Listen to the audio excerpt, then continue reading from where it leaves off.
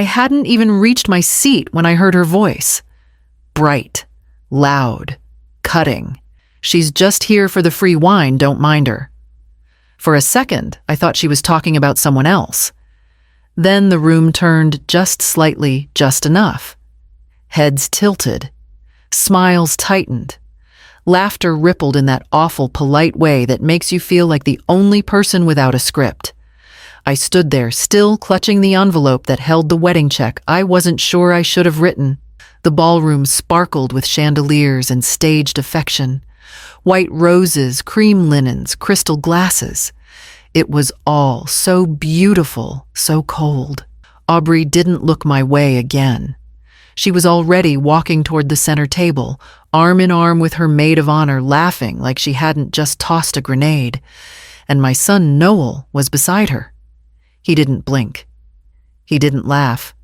But he didn't defend me either. He adjusted his cufflinks and sipped his champagne. I hadn't seen him in person for nearly 9 months. He'd blamed his schedule, his work, travel, but here he was, now polished and distant, watching as the woman he married humiliated the one who raised him.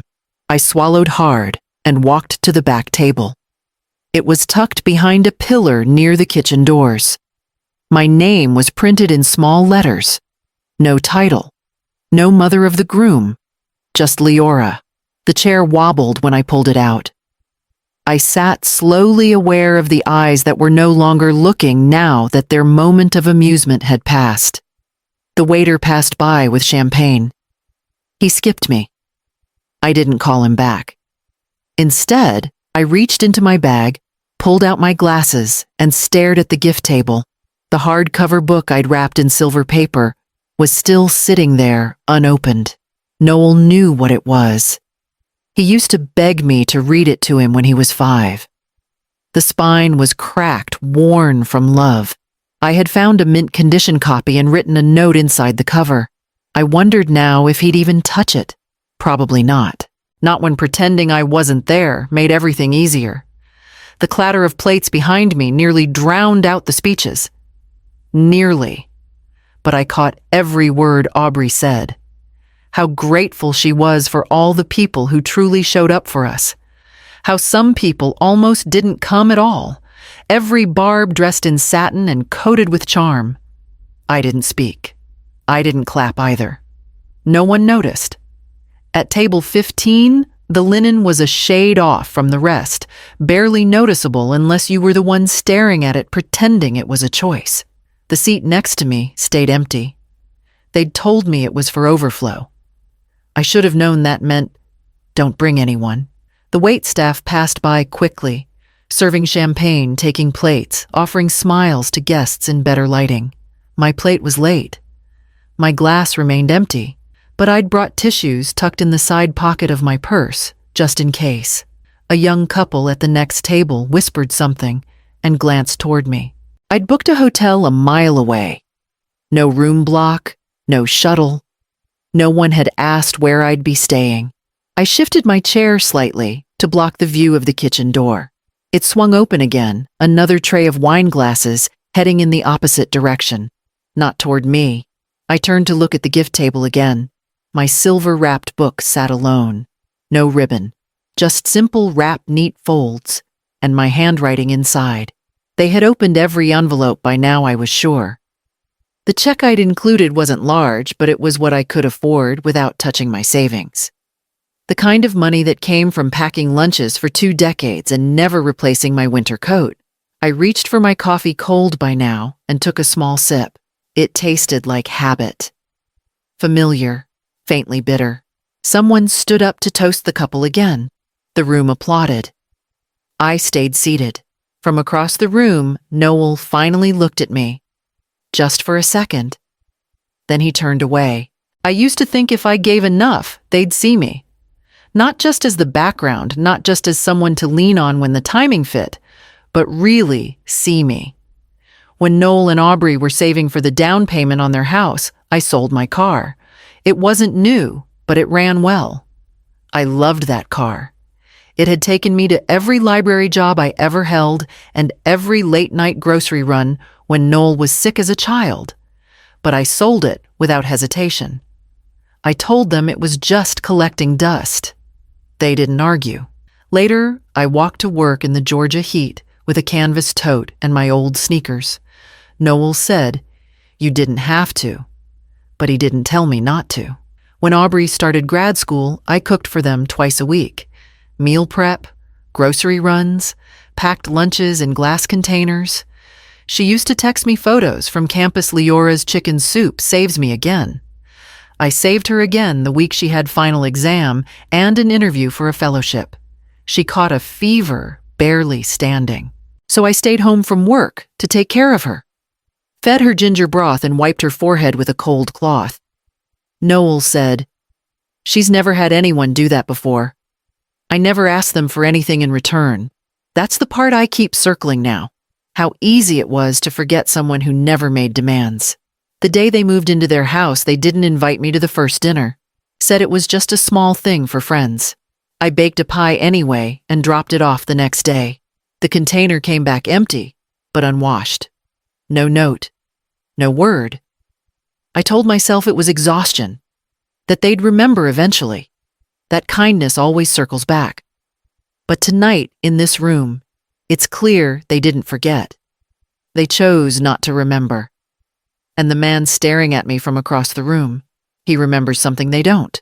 I was stirring cream into a paper cup of coffee from the lobby bar when Noel finally came over. His tie was slightly loosened, jacket unbuttoned, as if he'd had to convince himself it was a casual moment. But his eyes darted first to me, then to the hallway, then back to me. Just, "Don't make a scene, Mom. Please." That was the first thing he said. Not, "Are you all right?" Not, "I'm sorry about what she said." Just a preemptive strike, a cleanup request before the next toast. I nodded. I always nod. It's easier than saying what I really feel when the room is this full of other people's comfort. He let out a breath like I'd saved him again. Then he patted my shoulder, not affectionately, more like he was checking off a box, and said, "You look nice tonight." His hand dropped before I could even say thank you. I stared at the cup between my palms and realized something I hadn't wanted to admit. My son didn't see me as someone to protect. He saw me as someone to manage. He smiled like everything had been handled and turned to leave. As he walked away, I watched the back of his suit shift with every step. A suit I'd helped pay for part of the wedding gift I wasn't sure he even remembered I'd contributed to. He stopped to kiss Aubrey on the cheek and whispered something that made her laugh. She turned her head just enough to see if I was still watching. I wasn't going to give her the satisfaction. I took a sip of my coffee. Bitter, but warm. It was the first thing that had felt real all evening. That's when I noticed the man still standing near the bar. His eyes hadn't left me. And when he started walking over, something in my chest braced, not for more cruelty, but for something I hadn't felt all night. Recognition. He waited until the last toast ended, waited until the clapping faded, and the string quartet started up again, soft and forgettable. Then he walked toward me, steady, deliberate, no drink in hand, no fake smile ready, just presence. I recognized the scar first. It ran just below his jawline, pale against his skin. A line I hadn't seen in 2 decades but could still trace in memory. Rain. Twisted metal. A seatbelt jammed at the worst angle. "Ma'am," he said. I stood instinct more than anything. He nodded once. "You saved my life." I opened my mouth, then closed it again. It took me longer than it should have to place him. 20 years is a long time to stretch a single moment across. But then the memory landed all at once. Charleston. A car flipped on its side. I was behind it by 3 vehicles alone, on my way to a conference already running late. I climbed through glass and smoke without thinking, just moving. There was shouting, steam, someone yelling not to touch him. I touched him anyway. Back then, he was just a man in a navy suit with blood on his collar. I never asked for his name, and he never got mine. I never forgot you, he said now. They told me later you were gone before the ambulance arrived. I tried to find you. I wasn't hiding, I said softly. His smile was gentle. But you weren't exactly waving, either. We stood in the corner of a room that hadn't seen me until now. Then he added, I didn't know you were Leora until I saw the name on the seating chart. Aubrey never mentioned. He stopped himself. Of course she hadn't. He looked back at the crowd at the tables of curated affection and polished betrayal and said, They shouldn't have treated you like that. The words hit deeper than I expected. Not because they were dramatic, but because they were true. Thank you, I said quietly. He shook his head. No, thank you. And then he turned to face the room. I didn't wait for dessert. The minute the music got loud enough to cover my footsteps, I stood, walked past the waiter with the wine tray, and didn't look back. No one called after me. No one offered a coat or a car or a thank you for coming. I wasn't part of the show, and they were glad the background noise was leaving early. Outside, the air was cooler than I expected. I walked the block to where I'd parked, not the valet, just the curb. I liked driving myself. I liked knowing I could leave. The drive home was quiet. I didn't turn on the radio. Just the hum of tires on pavement and the sound of everything I hadn't said bouncing around inside my chest. At home, I hung up the jacket I'd ironed that morning. Kicked off the heels I'd worn once before to Noel's graduation, back when he still introduced me with pride.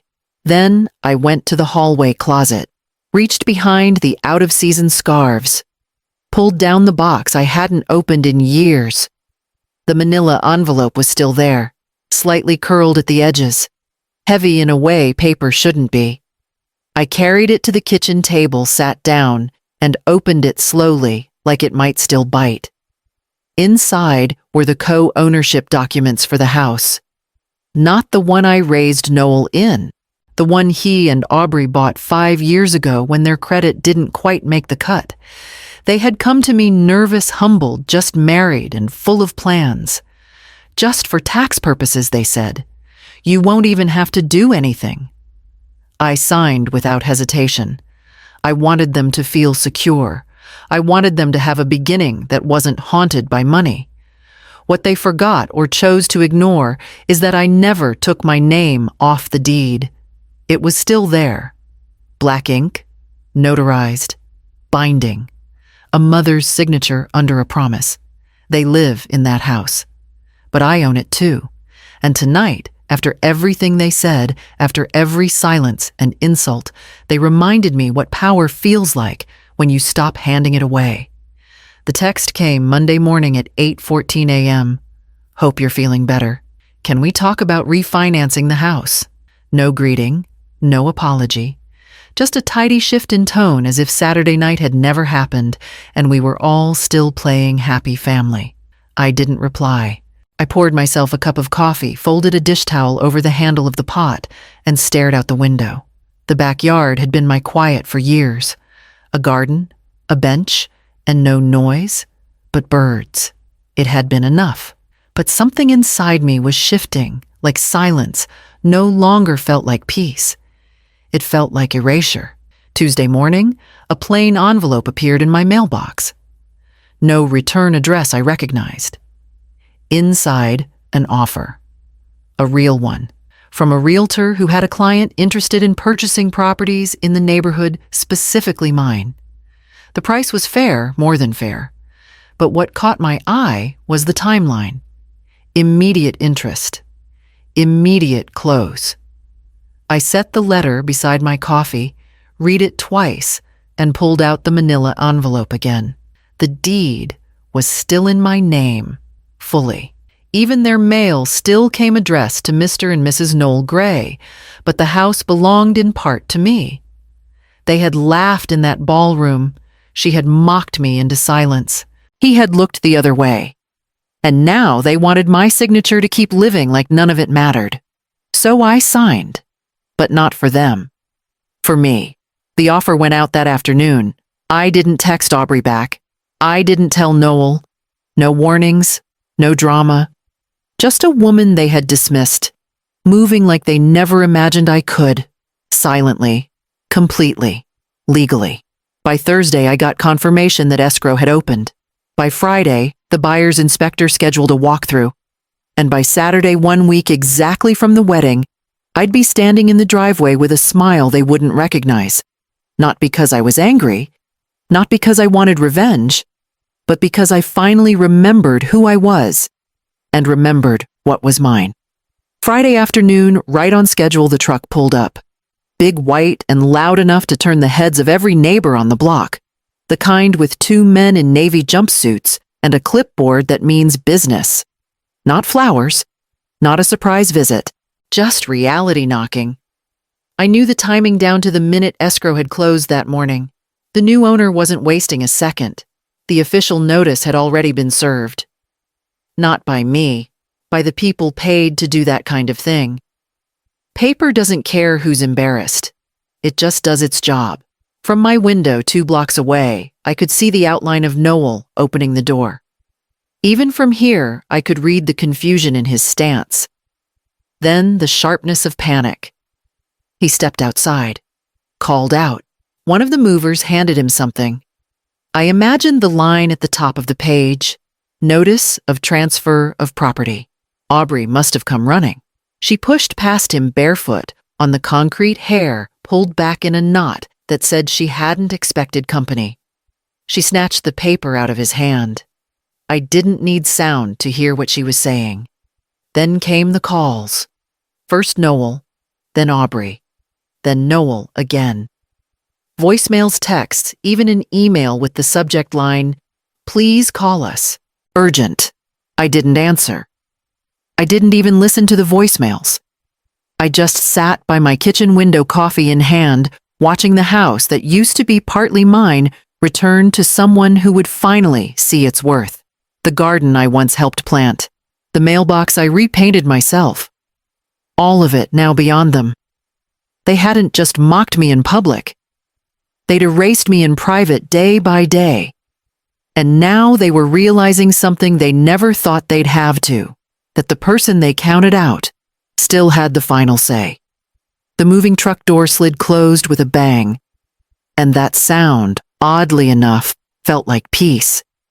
Because not all doors are slammed. Some are just signed away. The text came just after sunset. For what it's worth, I saw everything. And I'm sorry. It was from Graham, Aubrey's father, the man with the scar. The man I once pulled from a wreckage before I ever knew his daughter's name. I read it twice. Then I typed back, "You were the only one who did. Nothing more, nothing less." He didn't respond. He didn't need to. Some people say more in silence than others do in speeches. The money from the sale hit my account the next morning. I didn't throw a party. I didn't buy anything grand. No trips, no upgrades. I paid off my own modest mortgage, and then I sat down at my kitchen table and made a list. 10 women. 10 names I pulled from a quiet community fund I'd been following for years. Single mothers in the county trying to finish graduate school.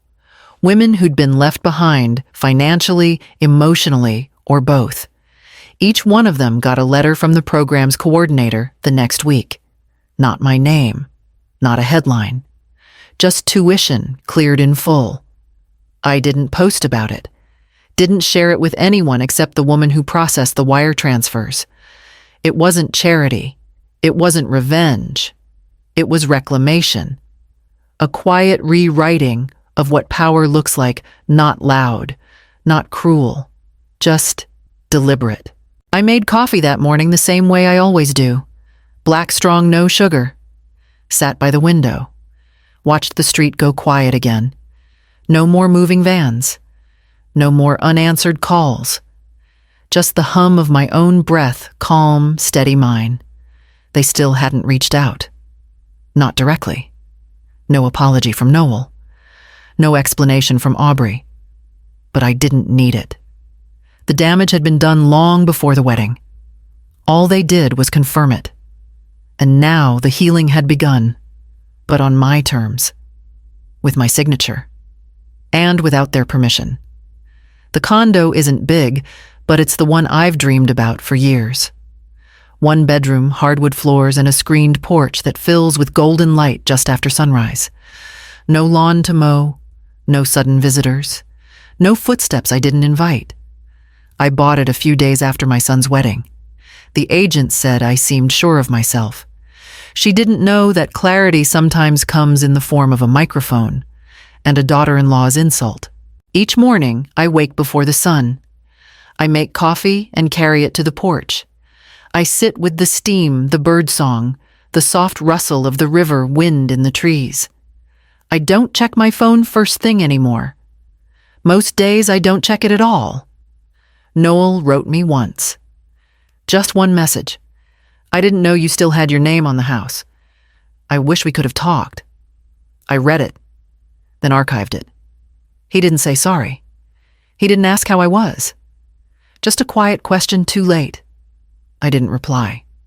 Not out of spite, but because there's nothing left to explain to someone who only listens after you leave. I brought very little with me to the condo. A bookshelf, a single armchair. The first edition I'd wrapped in silver paper for their wedding, it sits on my shelf now, unopened by them, but returned to me in spirit. Sometimes, I replay the moment Graham looked at me across that ballroom. "Ma'am, you saved my life." The only words in that entire night that mattered. Noel didn't stand up.